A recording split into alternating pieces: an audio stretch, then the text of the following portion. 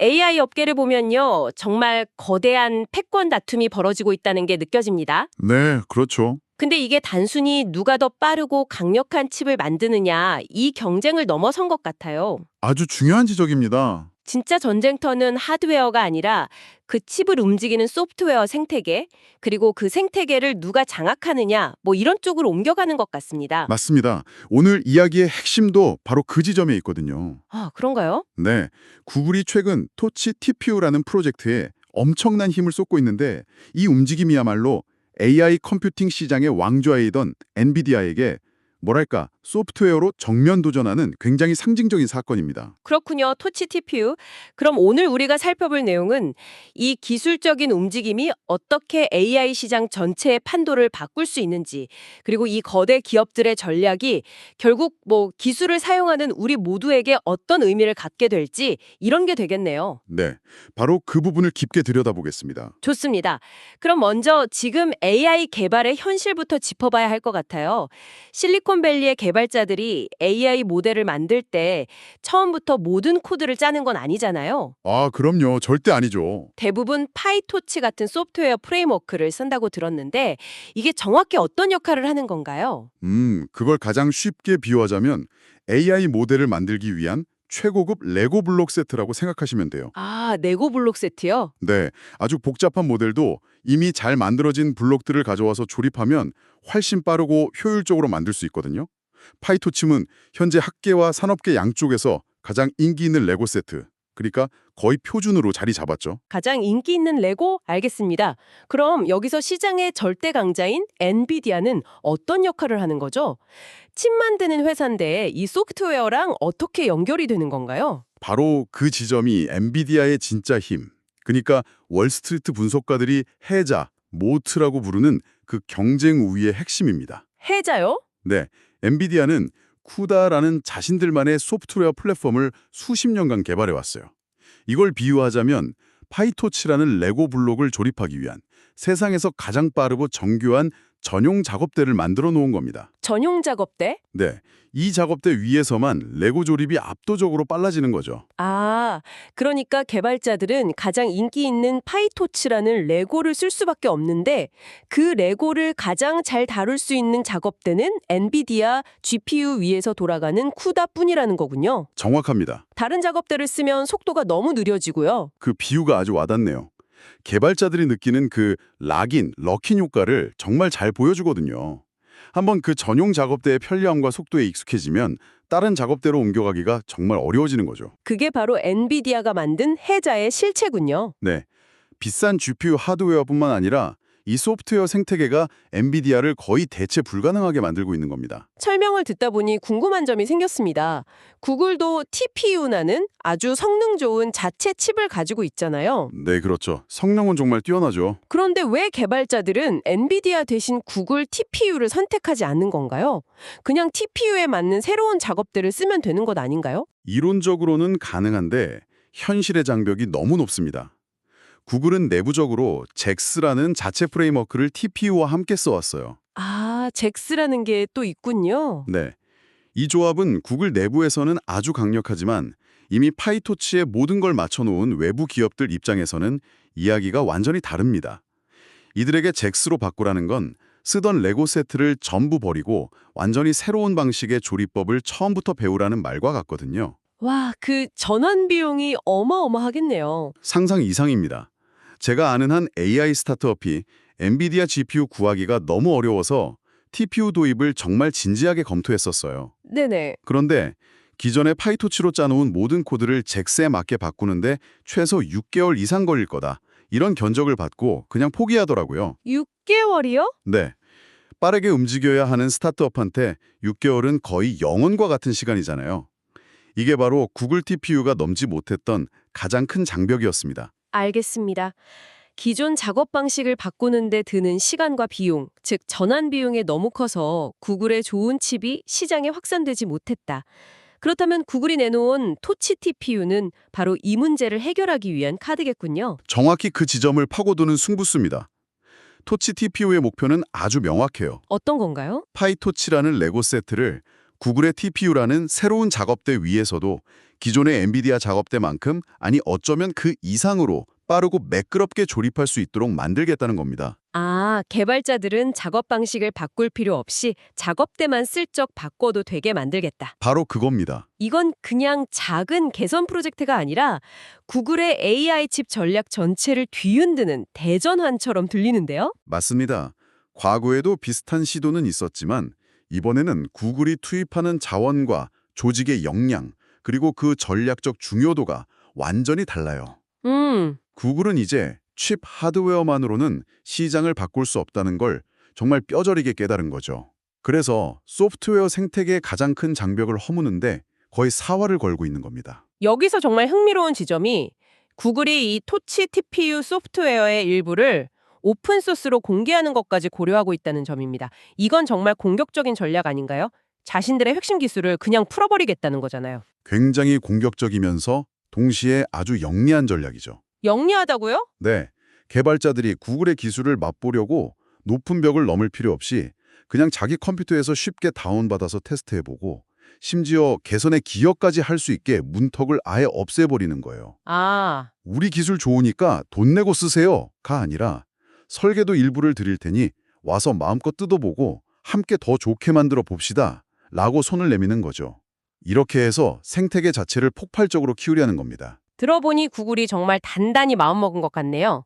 그런데 파이토치를 이야기할 때 빼놓을 수 없는 회사가 있잖아요. 그렇죠. 바로 파이토치를 처음 만들고 지금도 핵심적으로 관리하는 메타인데 구글이 혼자서 이 모든 걸 하고 있는 건 아니겠죠. 물론입니다. 이 이야기의 또 다른 거대한 축이 바로 메타입니다. 구글은 토치 TPU 프로젝트를 위해서 파이토치의 창조주인 메타와 아주 긴밀하게 거의 한 팀처럼 협력하고 있습니다. 그건 정말 의외네요. 구글하고 메타는 소셜미디어, 광고, VR 거의 모든 분야에서 엄청나게 경쟁하는 사이잖아요. 네, 그렇죠. 라이벌이죠. 그런 두 회사가 AI 칩이라는 핵심 분야에서 손을 잡았다니 이건 혹시 반 엔비디아 동맹으로까지 해석할 수 있을까요? 충분히 그렇게 볼 수 있습니다. 전형적인 적의 적은 나의 친구 전략이죠. 양쪽의 이해관계가 이 지점에서 완벽하게 맞아떨어졌기 때문에 가능한 동맹입니다. 구글 입장에선 어떤 이득이 있는 거죠?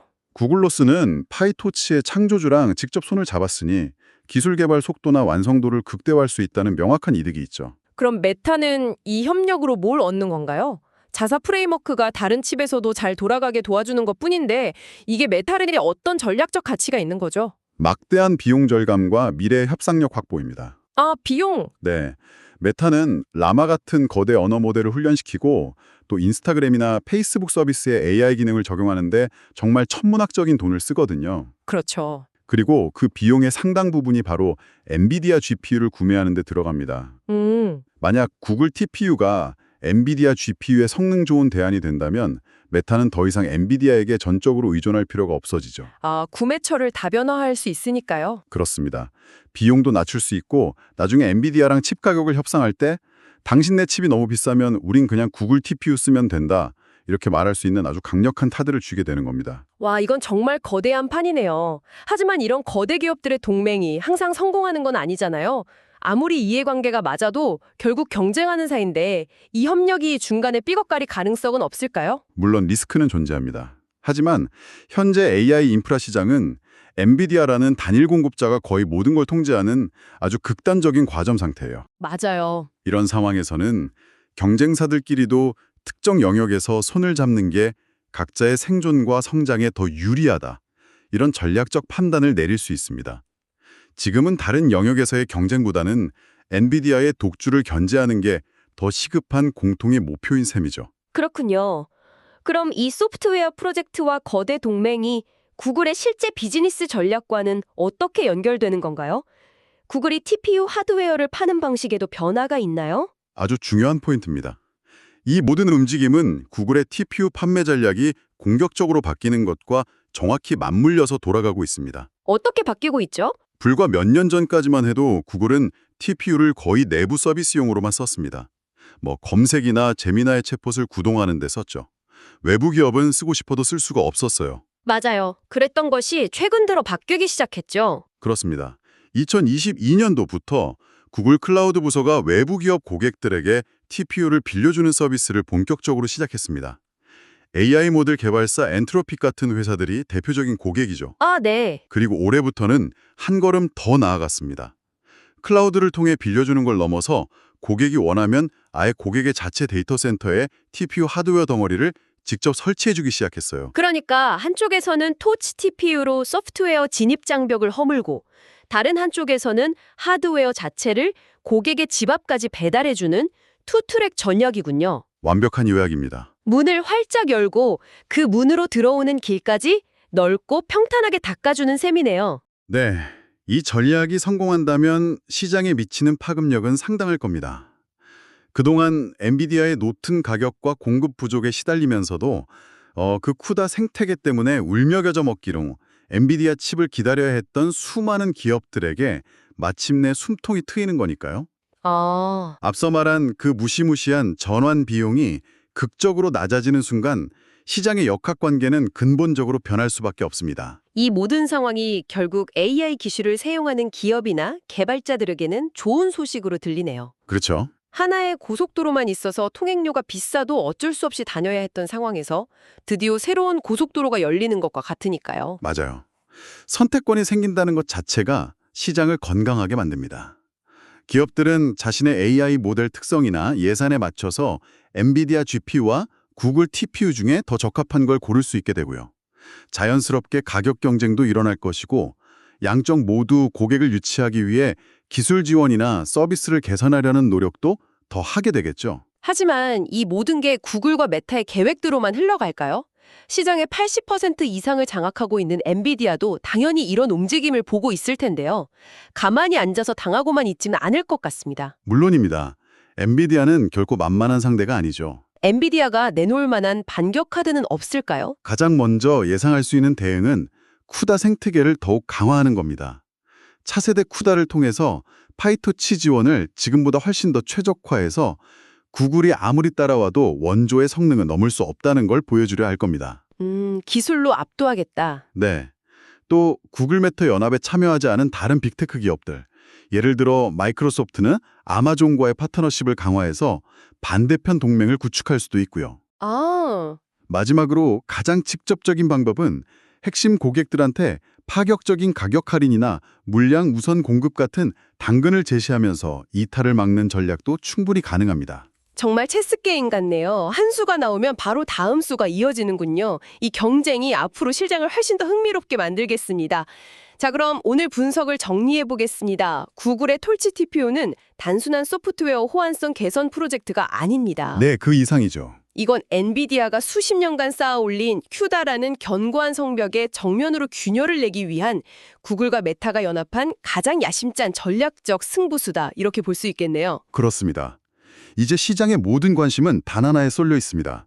과연 이 거대한 도전이 엔비디아의 철옹성을 실제로 흔들 수 있을 것인가?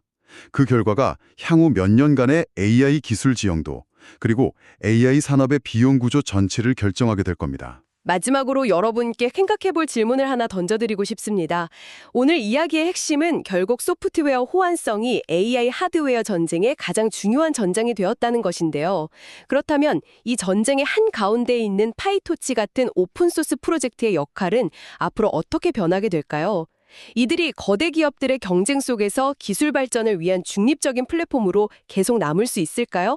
아니면 자신도 모르는 사이에 차세대 시장의 킹메이커가 되어서 특정 기업의 독점을 강화하거나 혹은 새로운 경쟁을 촉발하는 결정적인 열쇠를 쥐게 될까요?